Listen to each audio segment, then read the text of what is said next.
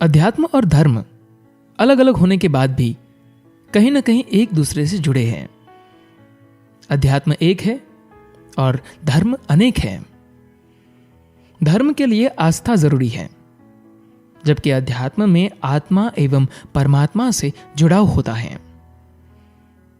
धर्म के लिए आध्यात्म आवश्यक है, पर अध्यात्म के लिए किसी धर्म की आवश्यकता नहीं होती। अध्यात्म की एक सामान्य परिभाषा यह है कि यह ईश्वर की अनुभूति प्राप्त करने का एक दृष्टिकोण है जो धर्म से अलग है। धर्म वह अनुशासित जीवन क्रम है जिसमें अविद्या तथा विद्या दोनों की प्राप्ति होती है।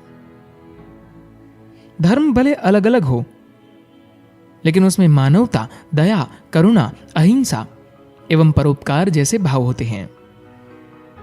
सरल भाषा में कहे तो जो कुछ भी इस भौतिक जगत से परे और शक्तिशाली है वही अध्यात्म है। मगर हर धर्म के धर्म गुरु अलग अलग होते हैं। इसी वजह से उस धर्म को मानने वाले कई लोगों में मनुष्यता की कमी हो जाती है और वे एक दूसरे की जान के दुश्मन बन जाते हैं। आजकल के सभी धर्मों में इस तरह की बुराइयां दिख जाती है।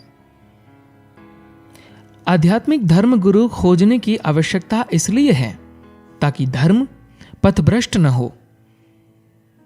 प्राचीन काल में धर्मगुरु सभी सुख सुविधाओं से दूर कुटिया में रहते थे।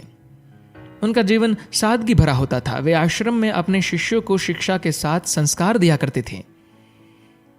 और आजकल के कुछ धर्मगुरुओं का ध्यान बड़े बड़े आश्रम और संपत्ति बनाने में रहता है। ऐसे धर्मगुरु कुछ अंधे समर्थक पाल लेते हैं जो उनके प्रचार प्रसार में लगे रहते हैं। वह धर्म का दिखावा करते हैं और आडंबर रचते हैं। स्वामी विवेकानंद के अनुसार धर्म एक विचार है जो इंसान में पाशविकता खत्म करता है और उसमें देवता रूपी गुण प्रदान करता है। ऐसा व्यक्ति आम आदमी की सेवा करता है और उसकी अभिव्यक्ति ईश्वर स्वरूप में हो जाती है। भगवद गीता के अनुसार साधना पथ पर बढ़ने के 4 रास्ते हैं: कर्म का मार्ग, ज्ञान का मार्ग, ध्यान समाधि का मार्ग और भक्ति तपस्या का मार्ग। आध्यात्मिक व्यक्ति दया, करुणा, सेवा भाव, प्रेम एवं भक्ति में लीन रहता है।